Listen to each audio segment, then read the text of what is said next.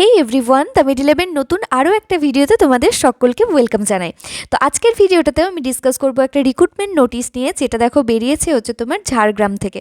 তো যে কন্ট্যাকচুয়াল রিক্রুটমেন্টগুলো হচ্ছে আমাদের স্টেটের NHM অথবা 15th ফিনান্সের আন্ডারে, তো সেরকমই একটা রিক্রুটমেন্ট ঝাড়গ্রাম থেকেও বেরিয়েছে, যেটা হচ্ছে তোমার ফেব্রুয়ারি 2 তারিখে নোটিশটা ওরা পাবলিশ করেছে।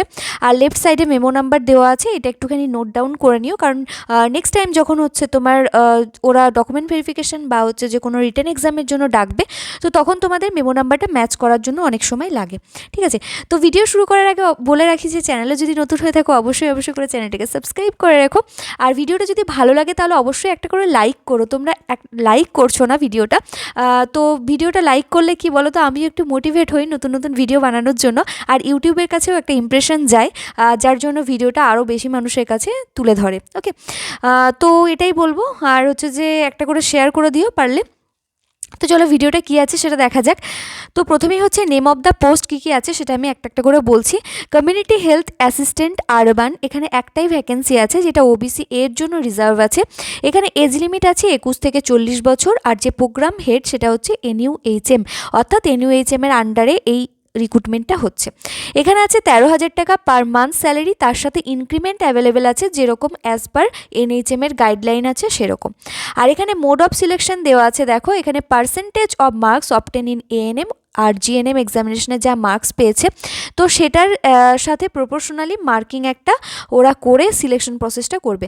অর্থাৎ এখানে তোমাদেরকে রিটেন এক্সাম দিতে হচ্ছে না, শুধুমাত্র মার্কসের বেসিসে এখানে সিলেকশনটা করবে। আর ANM আর GNM both are applicable for this post. ঠিক আছে, কিন্তু এখানে একটা নোট আছে যেটা হচ্ছে তোমাদেরকে জানিয়ে রাখাটা দরকার। অনলি ফিমেল ক্যান্ডিডেট আর অ্যাপ্লিকেবল এই পোস্টটার জন্য, শুধুমাত্র এই পোস্টের কথাটা বলছি, যেটা কমিউনিটি হেলথ অ্যাসিস্ট্যান্টের কথা।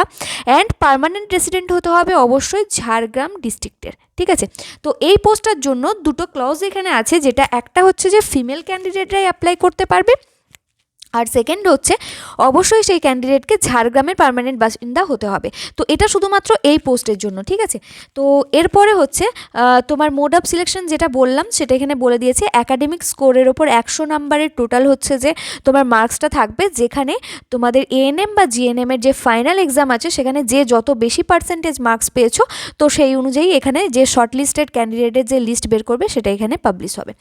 তো তারপর হচ্ছে দেখো স্পেশালিস্ট এমও আছে, যেটা হচ্ছে যে গাইনি অ্যান্ড অবস্ট্রাকশনের স্পেশালিস্ট এমও নিচ্ছে এখানে। আনরিজার্ভের জন্য একটা ভ্যাকেন্সি আছে। এই প্রোগ্রামটা এই যে রিক্রুটমেন্টটা হচ্ছে সেটা ফারুর আন্ডারে হচ্ছে, প্রোগ্রাম হেড হচ্ছে ফারু। 70,000 টাকা পার মান্থ স্যালারি এখানে আছে, তার সাথে ইনক্রিমেন্ট পাওয়া যাবে NHM এর যে গাইডলাইন আছে সেটা, অর্থাৎ 3 বছর পরপর 3 বছর 5% করে ইনক্রিমেন্ট দেয় NUHM বা NHM। ঠিক আছে, তো এখানে হচ্ছে একাডেমিক যে সেকশন আছে সেটা হচ্ছে যে সিলেকশন প্রসেসটা একাডেমিক যে স্কোর আছে সেটার উপরেই ডিপেন্ড করে হবে। তো এখানে দেখো ফুল মার্কস দেওয়া আছে 100, MBBS এর জন্য হচ্ছে 80, আর হচ্ছে যদি PG করা থাকে পোস্ট গ্র্যাজুয়েট অথবা DNBর জন্য 20 মার্কস দেওয়া আছে। তো এখানে এইভাবে নাম্বারটা ভাগ করেছে। তারপরে আছে ক্লিনিক্যাল সাইকোলজিস্ট, এখানে 3টে ভ্যাকেন্সি আছে, যেখানে আনরিজার্ভদের জন্য 2টো, SCর জন্য একটা রিজার্ভেশন রয়েছে। আপার এজ লিমিট হচ্ছে 40 বছর। এখানে যে প্রোগ্রামটার আন্ডারে এটা রিক্রুটমেন্ট হবে সেটা হচ্ছে NMHP। ঠিক আছে, আর যে মান্থলি স্যালারি এখানে দেওয়া হবে সেটা হচ্ছে 30,000 টাকা পার মান্থ স্যালারি দেওয়া হবে। NHM এর যে ইনক্রিমেন্ট আছে সেই ইনক্রিমেন্ট অনুযায়ী ইনক্রিমেন্ট পাবে। আর মোড অফ দ্য সিলেকশন আছে অ্যাকাডেমিক, এক্সপিরিয়েন্স অ্যান্ড ইন্টারভিউ। অর্থাৎ এই পোস্টের জন্য 3টে জিনিস অ্যাপ্লিকেবল। এটা শুধুমাত্র অ্যাকাডেমিক স্কোরের ওপর নয়, এখানে হচ্ছে এক্সপিরিয়েন্স আর ইন্টারভিউটাও ম্যাটার করে, সেখানেও কিছু মার্কস রয়েছে। কারা কারা অ্যাপ্লাই করতে পারবে, এখানে এলিজিবল ক্রাইটেরিয়াটা একবার দেখে নাও।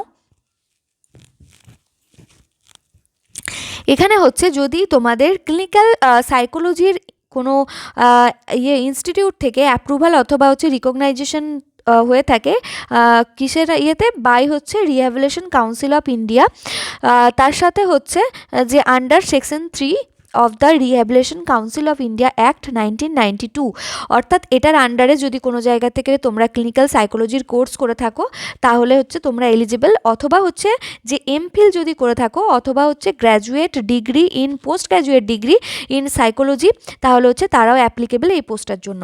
ঠিক আছে, তার সাথে সাথে অ্যাপ্লিকেন্টকে অবশ্যই ওয়েস্ট বেঙ্গলের পার্মানেন্ট রেসিডেন্ট হতে হবে, আর হচ্ছে যে লোকাল ল্যাঙ্গুয়েজ অর্থাৎ বাংলায় কমিউনিকেট করতে এবং কথা বলতে জানতে হবে। তার সাথে এখানে এখানে বলছে এসেন্সিয়াল এক্সপিরিয়েন্স কি বলছে, এখানে মিনিমাম 1 বছরের এক্সপিরিয়েন্স লাগবে যে কোনো রিকগনাইজড ইনস্টিটিউট থেকে।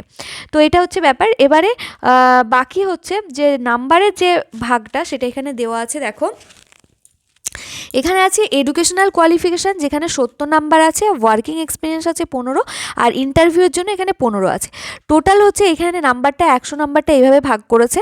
গ্র্যাজুয়েশনের জন্য 30, পোস্ট গ্র্যাজুয়েশনে 30, এমফিলের জন্য 10, আর এক্সপিরিয়েন্সের ওপরে দেওয়া আছে যদি 2 বছরের বেশি হয় তাহলে 5, আর আপ টু 2 বছর হচ্ছে 5, আর হচ্ছে যে মোর দ্যান 2 ইয়ার্স যদি থাকে তাহলে হচ্ছে 10, আর অ্যাভাভ 3 ইয়ার্স হলে 15 মার্কস।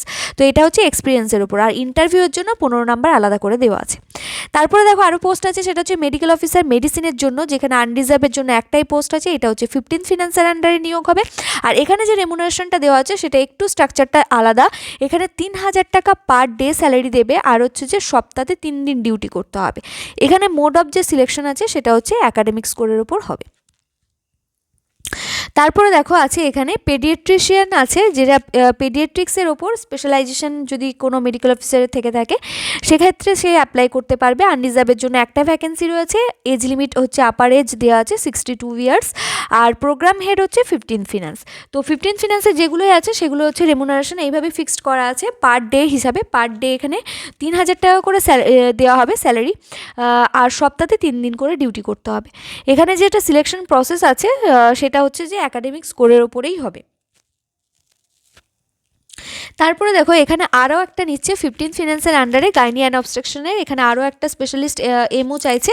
সেখানে সেই ক্ষেত্রে হচ্ছে একটাই ভ্যাকেন্সি, আনরিজার্ভের জন্য আপার এজ লিমিট হচ্ছে 62 বছর, অর্থাৎ যারা হচ্ছে যে অলরেডি রিটায়ার্ড করে গেছে, অথবা হচ্ছে যে যারা কোনো কর্পোরেটে জব করছে অনেক দিন ধরে, তো তাদের ক্ষেত্রে অনেকটা এজ লিমিট এখানে দিয়েছে যেহেতু, সেই জন্য হচ্ছে যে তারা এটা অনায়াসেই করতে পারে, একটা এক্সট্রা ইনকামের একটা সোর্স হবে। আর এখানে অ্যাকাডেমিকের ওপরেই এখানে স্কোরটা দিয়েছে, ঠিক আছে। তারপরে এখানে দেখো অপথ্যালমোলজিস্ট আছে, সেম এখানে 15 ফিনান্সের আন্ডারে, বাকি যা স্যালারি স্ট্রাকচার সেটা সেম আগের মতনই, অ্যাকাডেমিক স্কোরের ওপর এখানে হচ্ছে মার্কিংটা হবে। তো এই হচ্ছে ব্যাপার। তার সাথে লাস্ট আর একটা আছে যেটা হচ্ছে মাল্টি রিহ্যাবিলিটেশন ওয়ার্কার। তো এখানে একটাই ভ্যাকেন্সি আছে যেটা হচ্ছে এসটিদের জন্য রিজার্ভ রয়েছে, আর এজ হচ্ছে এজ লিমিট 21 থেকে 40 বছর পর্যন্ত আছে। প্রোগ্রাম হেড হচ্ছে NPHCE, 18,000 টাকা পার মান্থ স্যালারি আছে। ইনক্রিমেন্ট হবে NHM এর আন্ডারে যেরকম হচ্ছে সেরকম। অ্যাকাডেমিক এক্সপিরিয়েন্স অ্যান্ড ইন্টারভিউ, এই তিনটের উপর বেস করে আমাদের সিলেকশন প্রসেসটা হবে।